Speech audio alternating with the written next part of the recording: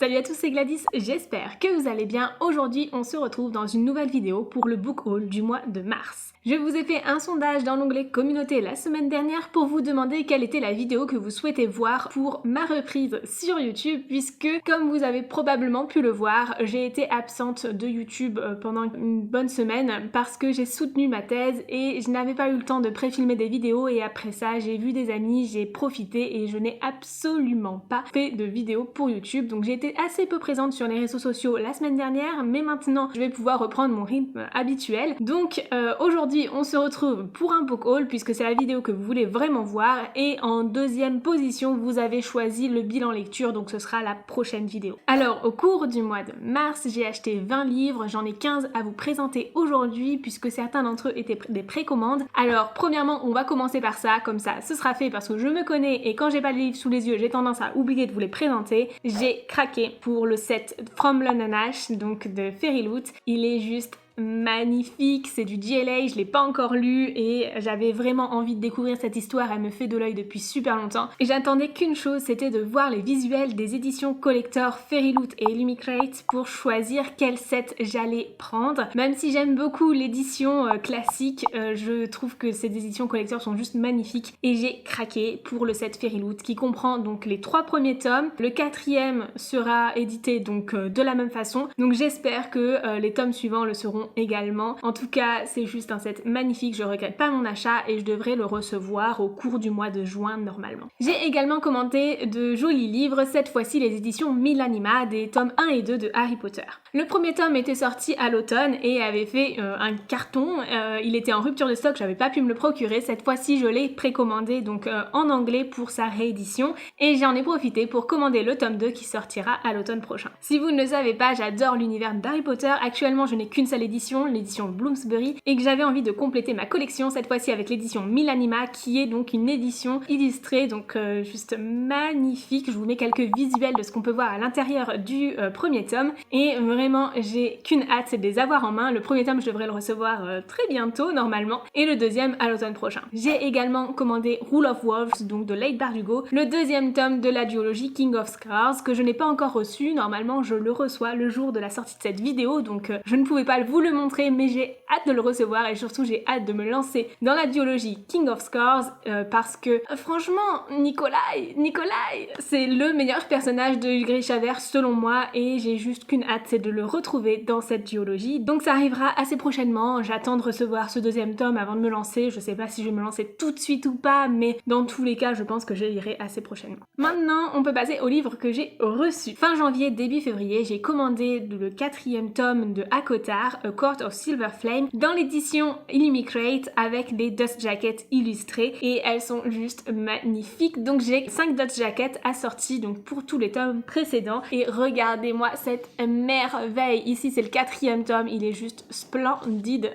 vraiment la dust jacket est magnifique. Je voulais vraiment vous les montrer, je les ai reçues en mars mais voilà, je les avais commandées bien avant. Elles sont splendides, je les ai toutes donc je vais vous les montrer une à une. Si vous avez suivi ma dernière vidéo dans laquelle je vous présentais les différents sites sur lesquels acheter des livres en anglais, je vous expliquais que j'avais commandé tous les tomes d'ACOTAR dans une ancienne édition de Bloomsbury sur le site d'AB Books. J'ai reçu donc 3 livres sur 4 et le premier tome je ne l'ai pas reçu. J'ai donc demandé un remboursement parce que ça a duré vraiment trop longtemps, j'ai été remboursée et je l'ai recommandé du coup mais cette fois-ci dans la nouvelle édition Bloomsbury pour pouvoir lui mettre sa nouvelle dust jacket assortie aux autres. Et donc voici la dust jacket du premier tome qui est juste splendide, donc elle n'est pas encore pliée parce que je la plierai en fonction du livre hein, pour être sûre d'avoir vraiment les pliures au bon endroit, mais elle est magnifique, vraiment une vraie merveille et j'adore les dorures, elles sont sublimes. Ces dust jackets sont vraiment magnifiques, j'ai juste qu'une hâte, c'est de recevoir le premier tome pour pouvoir les mettre tous ensemble les uns à côté des autres. J'ai déjà le premier tome dans l'édition collector donc je peux déjà commencer à le lire, en tout cas j'ai juste qu'une hâte de tous les recevoir, donc normalement je devrais recevoir le premier tome d'ACOTAR d'ici la fin du mois d'avril, donc j'espère que ça arrivera assez vite quand même. Ensuite voici la dust jacket du tome 2 qui est encore une fois mais splendide, ce sont vraiment des merveilles visuelles hein. Ah mais c'est trop beau, mais c'est beaucoup trop beau, vraiment. Le 3e tome qui est juste magnifique, encore une fois.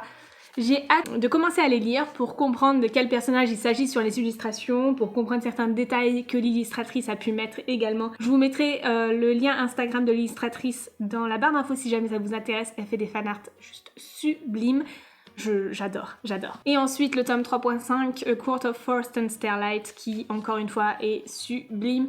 Il est un petit peu plus clair que les autres, mais je le trouve magnifique, ils vont tous super bien ensemble. Donc voilà, vous l'aurez compris, j'ai vraiment craqué pour cet achat, mais je le regrette absolument pas, même si je n'ai pas encore lu l'histoire, et je sais pas si elle va vraiment me plaire, je regrette pas du tout parce que c'est juste magnifique et dans tous les cas, ce sera un superbe objet à avoir dans ma bibliothèque. Toujours dans du Sarah J. Maas, j'ai également acheté le tome 4.2 de Kéléana, donc paru ici chez La Martinière Jeunesse. C'était une sortie de mars que j'attendais avec impatience. Je n'ai pas encore lu le tome 3, mais ça ne saurait tarder et j'avais envie de pouvoir lire le tome 4 en une seule fois. Il a été édité en 2 parties et je ne comprends vraiment pas pourquoi, parce que cette deuxième partie fait 350 pages et je ne comprends pas comment c'est possible d'éditer un livre en 2 parties lorsque la deuxième partie est si courte. Dans l'ensemble, le livre aurait fait même pas 900 pages et on a déjà vu plein de brochets à être édités qui faisaient bien plus de 1000 pages et du coup je ne comprends pas pourquoi La Martinière Jeunesse ne peut pas éditer un livre qui fait plus de 1000 pages. Je pense qu'il s'agit tout simplement d'un souci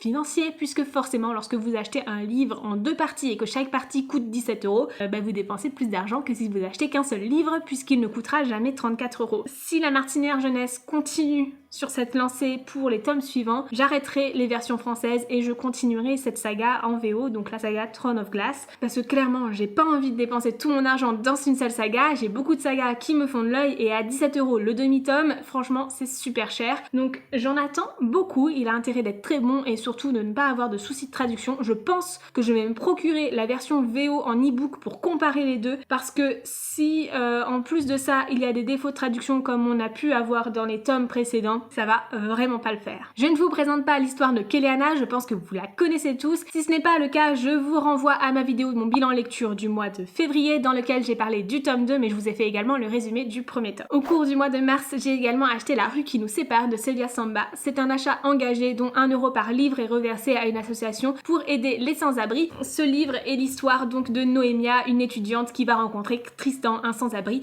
et on va du coup découvrir toutes les difficultés qu'il peut y avoir à créer des liens avec des personnes sans abri. C'est un livre qui me fait très envie, qui va parler d'un sujet assez profond et j'ai hâte de voir comment l'auteur a traité ce sujet. En mars, j'ai également acheté les 5 premiers tomes de la saga Fièvre, donc les chroniques de Macaulay Lane de Karen Manny Moning. C'est une saga qui me faisait très envie, on est sur de la beadlit, vraiment une référence dans la beadlit que j'avais vraiment envie de découvrir, que je n'avais toujours pas lu. C'est une saga qui est éditée en 5 tomes chez J'ai lu et qui possède un spin-off également, donc qui comprend la suite de l'histoire de Macaulay Lane. Ce spin-off n'a pas fini d'être traduit, il ne sera pas entièrement traduit, donc je vais commencer la saga en français pour voir si ça me plaît et puis je me lancerai dans un peu plus de difficultés avec l'anglais par la suite si jamais j'accroche vraiment. Mais en tout cas, j'ai les 5 premiers tomes à lire, donc c'est déjà pas mal, je les ai trouvés d'occasion et je suis vraiment ravie d'avoir pu les trouver parce que je les trouve en plus super jolis. Ici c'est l'histoire de Macaulay Lane qui a un pouvoir particulier, elle est le dernier rempart face au chaos que représentent les faées. Il y a 2 classes de faées dans ce livre et j'ai hâte d'en découvrir plus. En ce moment je suis à fond dans les faées, je viens de lire The Folk of the Air, donc la trilogie du Prince Cruel, et j'ai vraiment envie de continuer dans cet univers, dans ce type de personnage, donc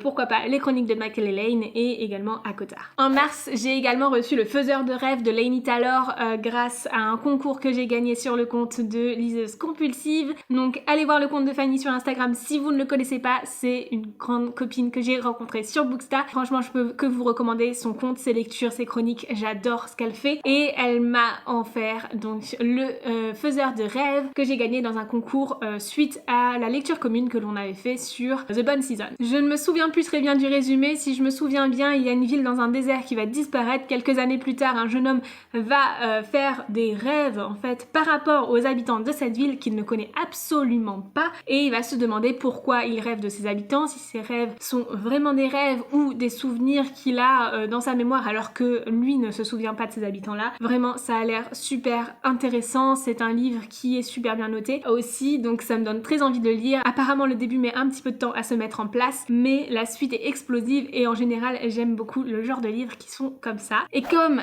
un premier tome n'arrive jamais seul chez moi, j'ai également reçu La Muse des Cauchemars, le deuxième tome de cette duologie, grâce à Annabelle qui me l'a envoyé pour ma soutenance de thèse, pour me remonter le moral et me rebooster avant ma soutenance. Donc j'ai hâte de découvrir ces deux livres. Cette duologie me fait très envie et en plus ce sont deux grandes copines à moi qui me l'ont offert, donc je suis super ravie. J'ai également reçu au cours du mois de mars les Authors, La Malédiction des Jumeaux de Solène Blind. C'est un service presse qui m'a été envoyé par l'édition Edelweiss et que je remercie grandement pour cet envoi. C'est un premier tome dans lequel on va découvrir une histoire avec des créatures humanoïdes qui ont le pouvoir de dévorer les âmes, et on va découvrir Enna, une jeune femme qui se fait passer pour une humaine et qui a appris à haïr les Authors alors qu'elle en est une, et du coup elle va avoir un gros problème d'identité, de savoir qui elle est, si elle est vraiment quelqu'un de mauvais ou pas, et j'ai vraiment hâte de découvrir cette histoire. C'est un livre assez court qui devrait se lire très rapidement et je ne sais pas trop quand est-ce que sortiront les tomes suivants, mais en tout cas c'est un premier tome qui me fait très envie. Parmi les sorties de mars, j'ai également acheté Positive de Gareth Camryn.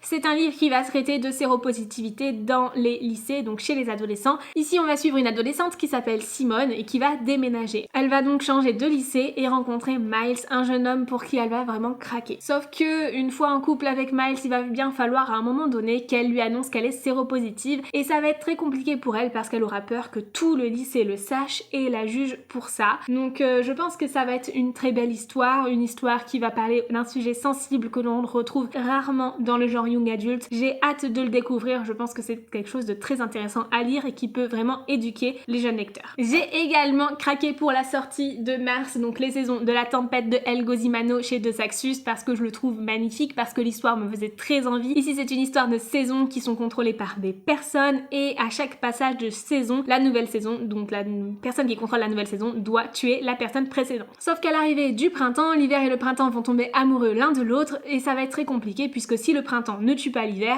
le changement de saison ne se fera pas. C'est un livre qui me fait très envie, l'histoire de base a l'air géniale, mais je vous avoue qu'on commence déjà à avoir des avis plutôt mitigés sur les réseaux sociaux, donc j'espère que je vais l'aimer. En mars, j'ai également acheté Girl Serpent Thorns de Melissa Bachardos. C'est un livre dans lequel on va découvrir une princesse qui possède un toucher mortel. Elle vit donc reclus de la société, sauf que pour le mariage de son frère, elle veut se mêler à la foule et ça va être très compliqué pour elle puisqu'elle se considère comme un monstre. J'ai hâte de découvrir cette histoire, c'est un one-shot assez court, il fait 310 pages. J'espère qu'il sera bien traité, suffisamment approfondi comme je les aime malgré le nombre de pages assez court. Je m'avance peut-être un petit peu puisque je ne sais pas quelle est la difficulté de l'anglais dans ce livre, mais en tout cas pour un one-shot aussi court, ça peut être un très bon livre à lire pour débuter la lecture en anglais. Et enfin un livre que j'attendais impatiemment au cours du mois de mars, il s'agit du 3e tome de Origine, Nuit scintillante de Jennifer L. Armentrout. C'est ma lecture en cours, j'en suis actuellement à la moitié et je l'aurai probablement presque fini au moment où vous verrez cette vidéo. Je suis à fond dans l'histoire, je l'adore. Ici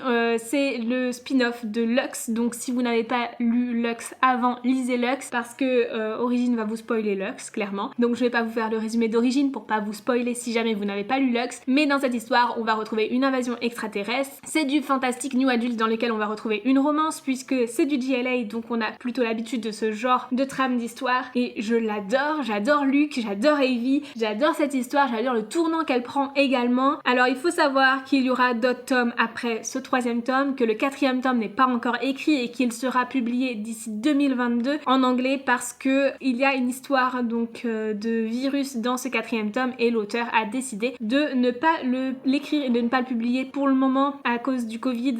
Ça peut se comprendre. Déjà rien que dans le 3e tome on retrouve des choses qui peuvent être un petit peu dérangeantes par rapport à la situation sanitaire actuelle et je peux comprendre que ça freine certaines personnes. En tout cas moi ça ne m'empêche pas d'adorer cette histoire. Voilà, c'est tout pour cette vidéo, j'espère qu'elle vous aura plu, j'espère qu'elle vous aura permis de découvrir certains livres. Si vous voulez en savoir plus sur certains de ces livres, n'hésitez pas à aller lire les résumés dans la barre d'infos et je vous souhaite de très belles lectures et je vous dis à très bientôt, donc à vendredi prochain dans une nouvelle vidéo pour discuter de mon bilan lecture du mois de mars. Ciao!